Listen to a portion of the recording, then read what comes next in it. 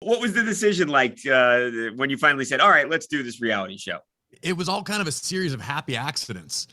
We were actually locked down like most of the world during quarantine. And one night we were having a few glasses of wine and she had decided, she said, wait, let's wake up tomorrow morning and get on Instagram Live and do a morning show. Wow. Literally for no other reason but our own entertainment. We were bored, as was most of the world. Right.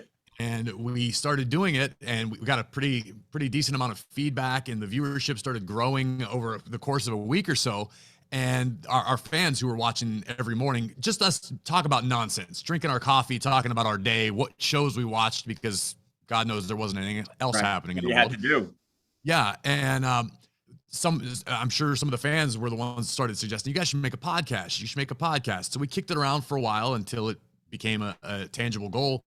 And the podcast started, and it's kind of been onward and upward since then. Totally. It was just the success of the podcast. The podcast allowed fans to see us in a different light. You know, we wanted to just shed light on normal things that couples argue over and fight over, and whether it's issues in the bedroom or chores at the household and who's responsible for which chores in the house. And for us, we just kind of wanted to maintain that authenticity from our podcast onto the show.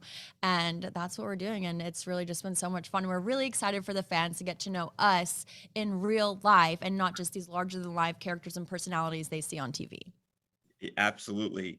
Did you ask anyone for advice? Because like you said, you have cameras and they're kind of seeing maybe personal moments.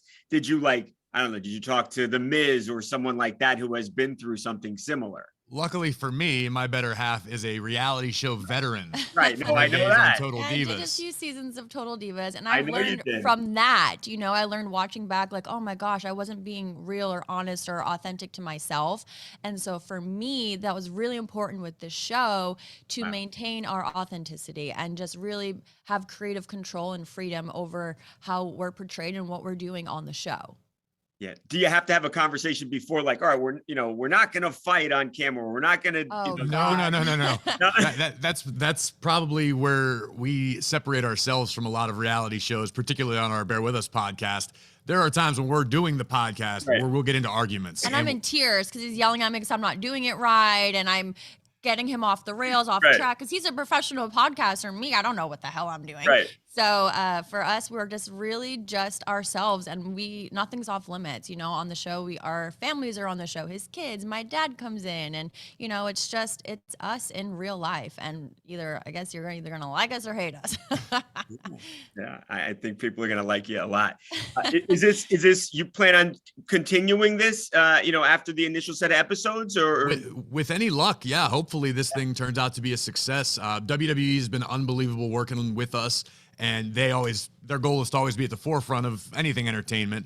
And recently we had a conversation that YouTube, while we have over 85 million subscribers to the WWE YouTube page, that's still another market and another platform that we haven't fully explored. So we're as much the guinea pigs for this whole project as anything to see where it goes. Hopefully we're going to have a wild amount of success and this will, blow up and continue to grow. But I guess we'll cross that bridge when we get to it. And I don't know why you would, because you're having so much darn success. Do you ever think about getting back in the ring? Is that something you ever?